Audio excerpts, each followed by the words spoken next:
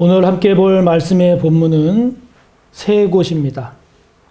세 곳을 오늘 말씀의 본문으로 보게 됩니다. 먼저 구약 110쪽 출애굽기 19장 1절과 2절입니다. 봉독합니다.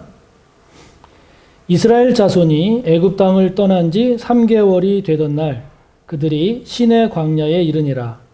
그들이 르비딤을 떠나 시내 광야에 이르러 그 광야에 장막을 치되 이스라엘이 거기 산 앞에 장막을 치니라. 아멘. 두 번째 본문 출애굽기 24장입니다. 봉독합니다. 여호와께서 모세에게 이르시되 너는 산에 올라 내게로 와서 거기 있으라. 내가 그들을 가르치도록 내가 율법과 계명을 친히 기록한 돌판을 내게 주리라. 모세가 그의 부하 여호수아와 함께 일어나 모세가 하나님의 산으로 올라가며 장로들에게 이르되 너희는 여기서 우리가 너희에게로 돌아오기까지 기다리라. 아론과 훌이 너희와 함께 하리니 무릇 일이 있는 자는 그들에게로 나아갈지니라 하고. 아멘. 한 곳을 더 봅니다. 출애굽기 25장 1절부터 9절까지입니다. 봉독하겠습니다. 여호와께서 모세에게 말씀하여 이르시되 이스라엘 자손에게 명령하여 내게 예물을 가져오라 하고 기쁜 마음으로 내는 자가 내게 바치는 모든 것을 너희는 받을지니라. 너희가 그들에게서 받을 예물은 이러하니 금과 은과 놋과 청색, 자색, 홍색 실과 가는 배실과 염소털과 붉은 물들인 순양의 가죽과 해달의 가죽과 조각목과 등유와 관유에 드는 향료와 분향할 향을 만들 향품과 호마노며 에봇과 흉패에 물릴 보석이니라. 내가 그들 중에 거할 성소를 그들이 나를 위하여 짓되 무릇 내가 내게 보이는 모양대로 장막을 짓고 기구들도 그 모양을 따라 지을지니라. 아멘. 성경에 나오는 지명 그리고 그 지명과 관련된 내용들을 살펴보는 이 시간, 오늘은 시내산입니다. 시내산. 이 시내산은 호렙산이라고도 하지요. 4주 전에 이 호렙산, 이 시내산에 대한 내용을 한번 다룬 적이 있습니다. 그때는 모세가 하나님의 부르심을 받는 내용을 중심으로 해서 살펴봤지요. 그런데 오늘 다시 이 산, 즉 호렙산 또는 이 시내산이라고 불리는 이 산을 다루는 것은 지난번에 다룬 것은 출애굽하기 전에 내용을 다룬 반면에 오늘 시내산에 대한 내용은 출애굽한 후의 내용을 다루기 때문입니다. 애굽을 탈출한 이스라엘 자손이 홍해를 건너서 수르 광야 또는 에담 광야라고도 그렇게 이야기를 합니다마는 이 광야를 거치고 그리고 그 아래 신 광야를 거쳐서 르비딤에서 아말렉과 싸워서 승리한 후에 애굽을 떠난 지 3개월째 되었을 때 시내 광야에 있는 시내산에 이르게 됩니다. 오늘 우리가 함께 본 1절과 2절이 그것을 말씀하고 있죠. 시내산 앞에 장막을 친 이스라엘 자손은 이곳 시내산 앞에서 9개월 동안을 머물게 됩니다. 보통 이 사실을 잘 모르는 경우가 많습니다. 성도님들이. 그래서 이 사실을 잘 모르게 되면 이스라엘 민족의 이 광야 생활의 흐름에 대해서 제대로 이해하지 못하는 그런 경우가 많이 발생을 합니다. 이들이 시내산 아래에서 9개월 동안 머물러 있음을 어떻게 알 수 있는가? 민수기 10장 11절 12절을 보면은요. 둘째 해 둘째 달 스무날에, 다시 말하면 애굽에서 나온 지 둘째 해 둘째 달 스무날에, 다시 말하면 시내산 앞에 머문 지 9개월 후에, 이런 말입니다. 9개월 후에 이스라엘 자손들이 시내산에서 다시 출발함을 볼 수 있습니다. 그러니까 애굽을 나온 지 3개월째 되는 때에 시내산에 도착을 해서 그 시내산에 장막을 쳤다라고 하는 오늘 출애굽기 19장부터 나머지 출애굽기 전체, 그리고 레위기 전체, 그리고 다시 출발했다라고 하는 것을 말씀하는 민수기 10장 11절 앞, 즉 민수기 10장 10절까지 여기는 지금 시내산 앞에 머물러 있는 상태입니다. 그러니까 장소의 이동이 없는 거죠. 이 기간 동안, 이 9개월 동안 시내산 앞에 머물러 있는 이 기간, 출애굽기 19장부터 민수기 10장 10절까지 이 기간 동안에 어떤 일이 있었는가? 간단하게 정리를 해보자면 하나님께서 모세를 시내산으로 부르십니다. 그리고는 하나님께서 친히 새기신 두 돌판에 십계명을 주시죠. 그리고 그 밖에 율법도 주십니다. 이때 산 아래에서는 이른바 금송아지 사건이 벌어지죠. 율법을 주신 하나님은 이어서 성막의 설계도를 주세요. 성막의 설계도를 주십니다. 그리고 이스라엘 자손은 부살렐과 오홀리압을 중심으로 해서 그 설계도를 따라서 성막을 제작을 합니다. 여기까지가 출애굽기 내용입니다. 그리고 이어지는 레위기에서는 하나님께서 이렇게 주신 율법과 성막에 따라서 하나님을 어떻게 예배할지 그리고 어떻게 섬길 것인지에 대한 내용을 레위기에서 쭉 말씀하는 거죠. 그리고 이어지는 민수기에서는 이스라엘 자손들을 지파별로 인구조사를 합니다. 그리고 성막을 중심으로 해서 이스라엘의 12지파들이 어떻게 위치해야 하는지를 말씀합니다. 그리고 레위인들의 직무 등에 대해서 말씀을 해요. 이렇게 율법과 성막 그리고 그와 관련된 내용들이 나온 후에 그런 후에 이제 이스라엘 자손들이 다시 출발하게 됐다. 이렇게 말씀을 하는 겁니다. 자, 그렇다면 출애굽기 19장부터 민수기 10장 10절 시내산 앞에 머무른 이 9개월, 이 9개월 동안 이스라엘 자손들이 시내산에 머물러 있었을 때 이와 관련된 내용들, 이때의 내용들을 통해서 오늘 우리는 무엇을 깨달아야 할까 하는 겁니다.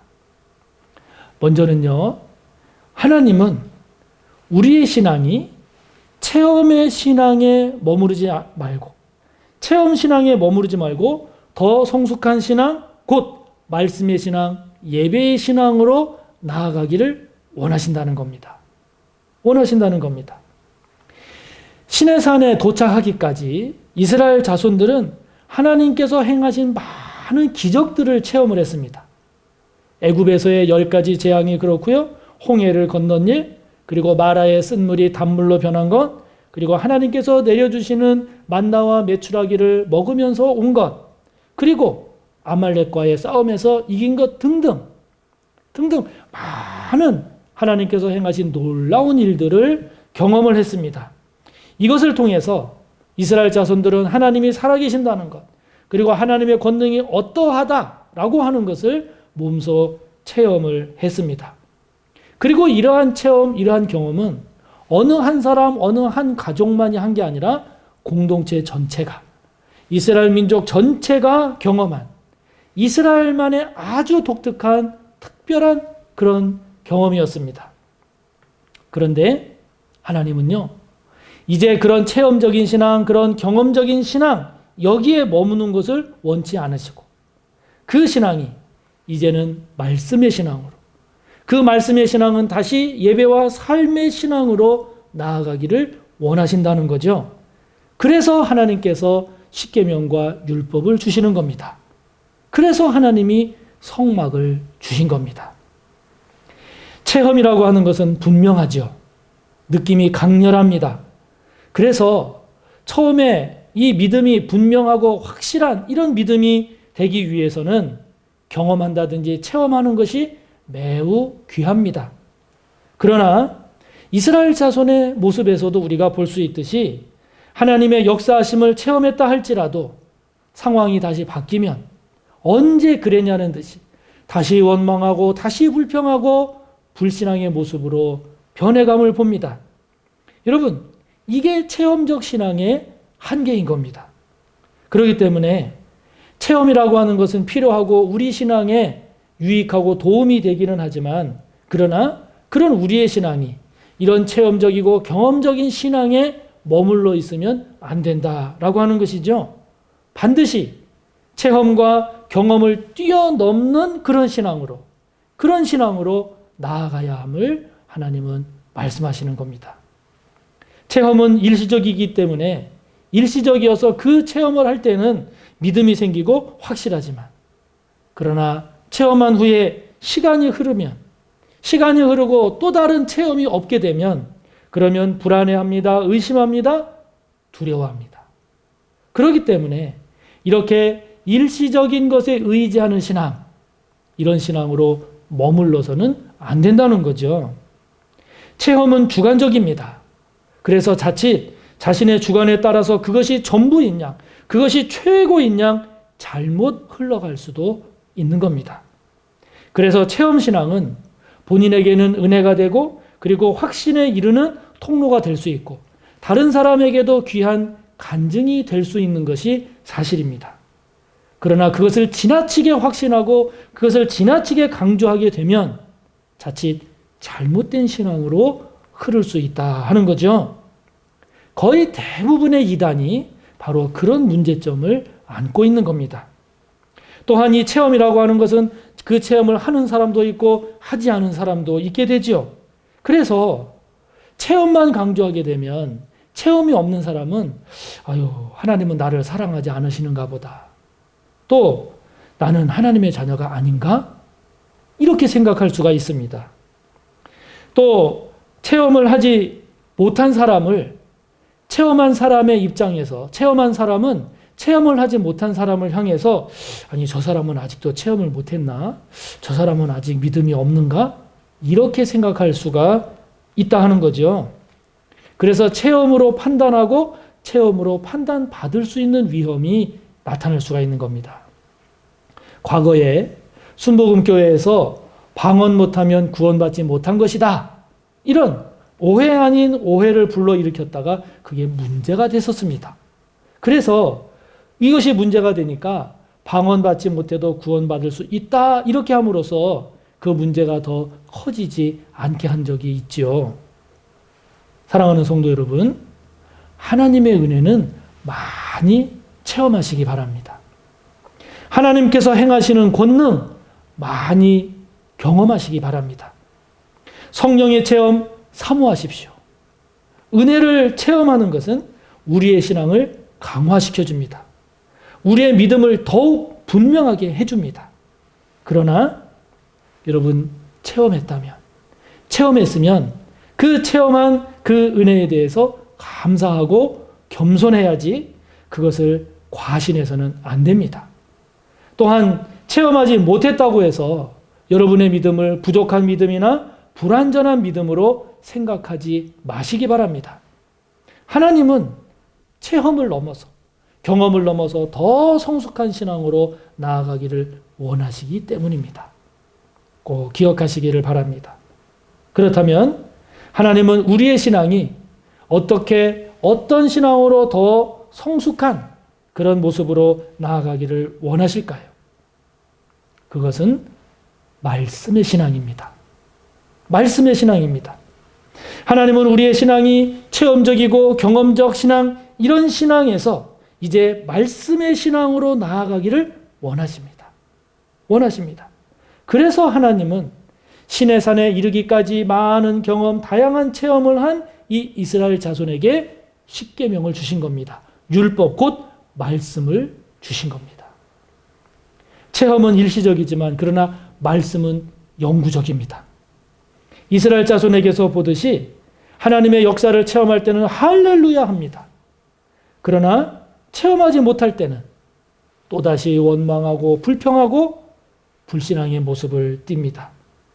그러나 말씀은 언제나 있습니다. 언제나 있습니다. 체험과 관계없이 환경에 무관하게 말씀은 언제나 있습니다. 그래서 말씀의 신앙이 더 성숙한 신앙으로 나아가는 거죠. 체험은 주관적입니다. 그래서 사람에 따라 다릅니다. 내용도 다르고 강조하는 것도 다릅니다. 그래서 자신의 체험을 지나치게 강조하다 보면 그래서 문제가 될 수 있는 겁니다. 그러나 말씀은 객관적입니다. 객관적입니다. 그래서 체험을 다양하게 했다 할지라도 반드시 말씀으로 다스려져야 하는 겁니다. 말씀으로 정리하고 말씀으로 세워가야 그래야 그 체험이 후유증이 없습니다. 복됩니다.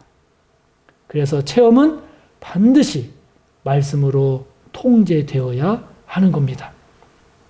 또한 이 체험이라고 하는 것은 말씀드린 대로 체험을 한 사람도 있고 못한 사람도 있거든요.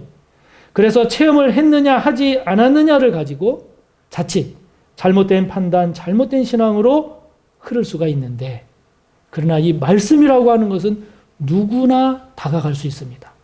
누구나 만날 수 있습니다. 그래서 그 예수님의 제자 중에 나는 예수의 못자국과 창자국을 확인하기 전에는 예수님의 부활을 나는 안 믿겠다, 이러면서 예수님의 부활을 의심했던 도마가 있죠.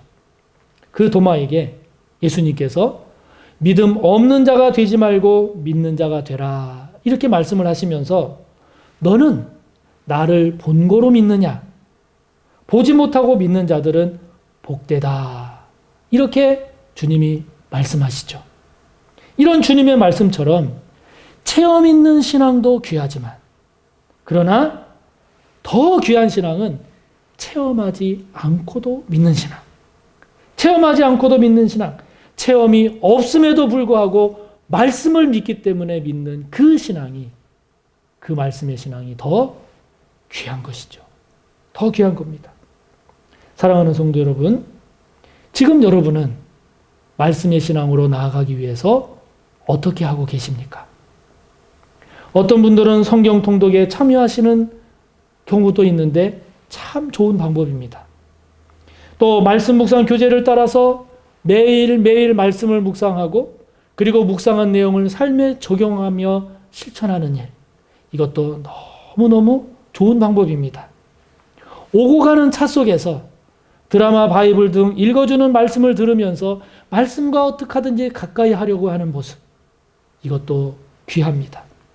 또 말씀 노트를 마련해서 묵상한 말씀의 은혜를 매일 또는 수시로 이렇게 적어보는 것 또한 아주 좋은 방법입니다. 요즘에 얼마나 많은 책들이 있습니까? 수많은 글들, 수많은 동영상들, 수많은 뉴스의 이런 홍수 속에서 자칫 우리가 말씀을 놓치기 쉬운 이 시대를 살아가고 있습니다. 그러나 사랑하는 성도 여러분, 말씀을 놓치지 마시기를 바랍니다. 매일매일 가장 소중하고 가장 가까운 것이 말씀이 되는 이런 말씀의 신앙이 되기를 바랍니다. 그럴 때 저와 여러분의 신앙은 이렇게 복잡하고 혼탁한 오늘 이 시대 속에서도 좀 더 성숙하고 좀 더 강건한 온전한 신앙으로 잘 자라갈 수 있게 될 것입니다. 저와 여러분에게 말씀의 은혜가 있기를 축복하는 것입니다. 시내산에서 십계명과 율법, 곧 말씀을 주신 하나님께서 그 다음에 주신 것이 있어요. 성막입니다. 성막입니다. 출애굽기 24장까지 십계명을 주시고 율법을 주신 것을 말씀하신 하나님은 이제 출애굽기 25장부터 출애굽기 40장까지 하나님께서 새로운 또 하나를 주신 것이 있는데 성막입니다. 성막입니다. 하나님은 이스라엘 자손에게 왜 성막을 주셨을까요? 성막을 주신 이유가 뭘까요? 출애굽기 25장 8절을 보면 잘 나타나 있습니다. 이렇게 말씀하고 있습니다. 내가 그들 중에 거할 성소를 그들이 나를 위하여 짓되, 이렇게 말씀하고 있습니다. 이 부분을 공동번역 성경을 보면 이렇습니다. 내가 이 백성들 가운데서 살고자 하니 그들에게 내가 있을 성소를 지으라고 하여라. 새번역 성경을 보면 이렇습니다. 내가 그들 가운데 머물 수 있도록 그들에게 내가 머물 성소를 지으라고 하여라. 아멘.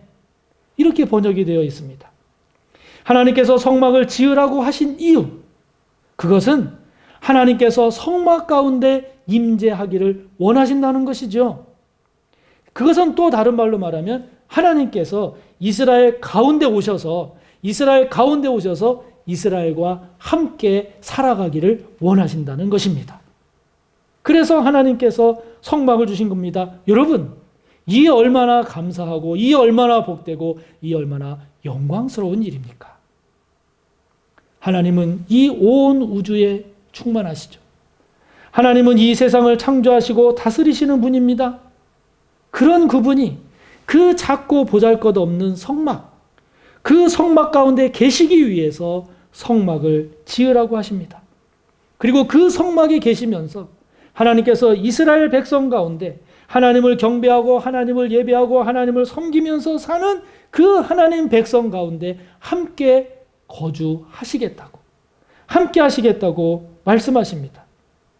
하나님은요, 그 성막을 중심으로 해서 12지파가 어떻게 위치 지어야 할 것인지를 말씀하시면서 이 성막이 12지파의 중앙에, 가운데 위치하게 하십니다.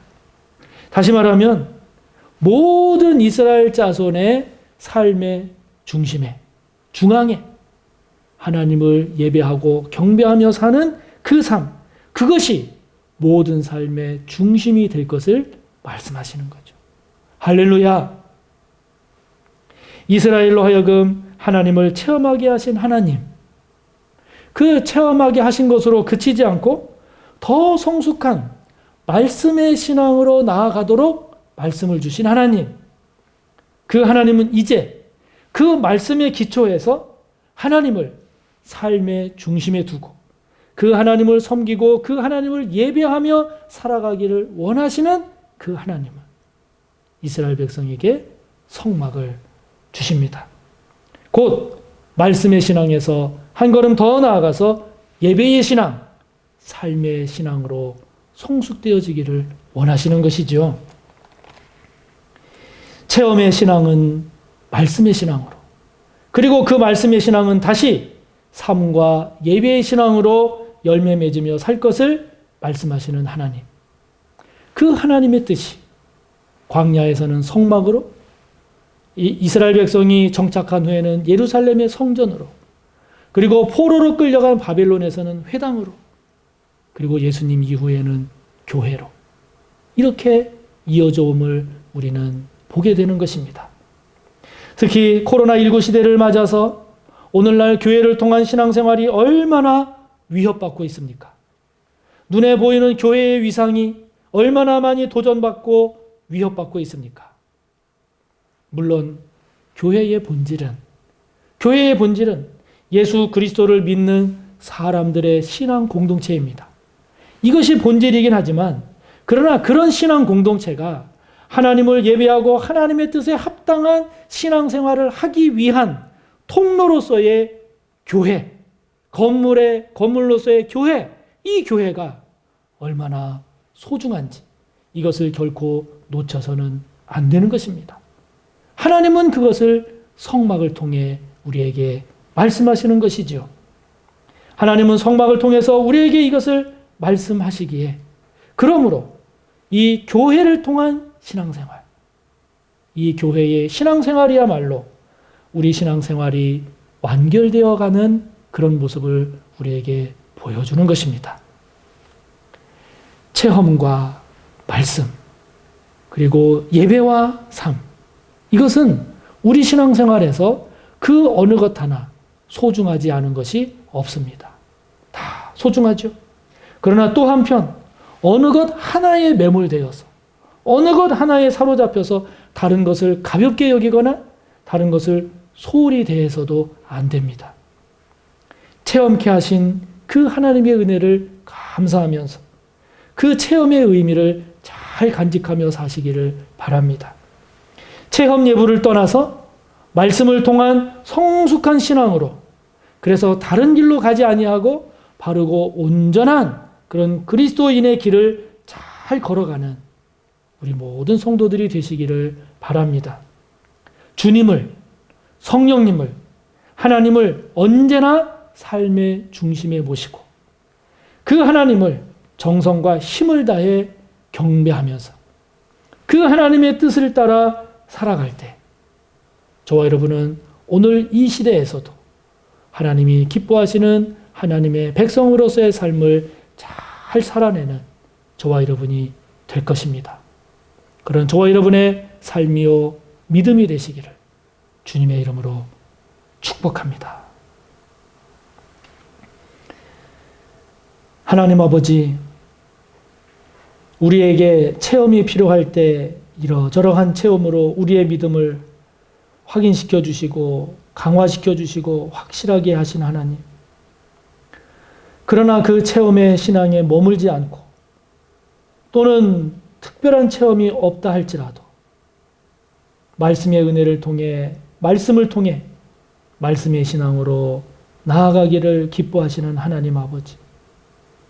하나님께서 주신 생명의 말씀, 진리의 말씀을 통해 그 말씀을 기초로 해서 하나님을 온 정성과 힘을 다해 예배하고 경배하며 언제나 하나님을 삶의 중심에 모시고 살아가게 하심으로써 죄 많고 복잡한 오늘 이 시대 속에서도 하나님이 기뻐하시는 하나님의 백성으로서의 삶을 살게 하신 아버지, 감사합니다. 그런 삶을 오늘 이 시대에도 살아낼 수 있는 저희들이 되기를 원하오니 성령님 우리의 믿음을 새롭게 하여 주시고 성령님 우리의 믿음을 더욱 성숙시켜 주시고 성령님 오늘도 우리의 믿음을 더욱 온전케 하셔서 하나님이 기뻐하시는 그런 그리스도인이요 하나님의 백성의 모습으로 나아가게 하옵소서.